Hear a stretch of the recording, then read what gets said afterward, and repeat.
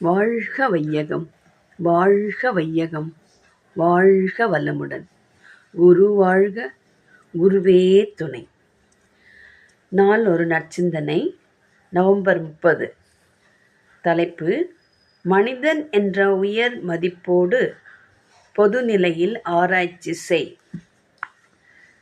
நியாய அநியாயம் ஆராய்ந்து நேர்மையுடன் வாழ்ந்து அதிக காலத்தை கழித்த அன்பரே, வாதி, பிரதிவாதி, வழக்கறிஞன், நீதிபதி, இந்நான்கு வகையினிலும் நீயாகவே இருக்கும் வழக்கு ஒன்று உண்டு.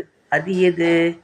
எந்தவிதமான எண்ணம், சொல், செயலானாலும் அதன் விளைவாக தனக்கோ பிறர்க்கோ அன்றோ பின்னோ அறிவுக்கோ உடலுக்கோ துன்பம் விளைந்தால் அது செய்யத்தகாத காரியம் அல்லவா?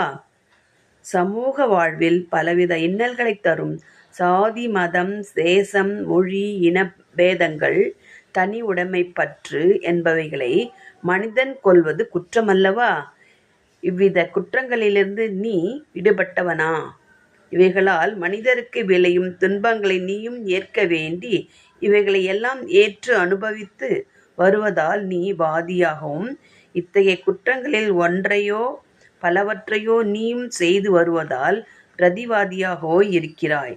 இந்த குற்றங்களுக்கு யார் யார் எந்தெந்த அளவில் பொறுப்பாளிகள் என்று ஆராய்ந்து கண்டுபிடிக்க வேண்டிய பொறுப்பில் நீ வழக்கறிஞனாகவும் ஆகிறாய்.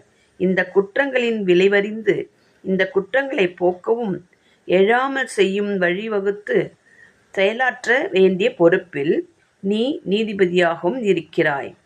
அறிவின் அடிப்படையில் ஆரம்பத்தில் நீ ஆகவும், அறிவின் உயர்வில் முடிவாகவும், ஆகவே ஆதி அந்தம் என்ற இரு நிலைகளிலும் உள்ள நீ உன் உச்சஸ்தானமாகிய எங்கும் நிறைந்துள்ள அகண்டாகார நிலையில் அமர்ந்து தீர்மானம் செய்ய வேண்டும்.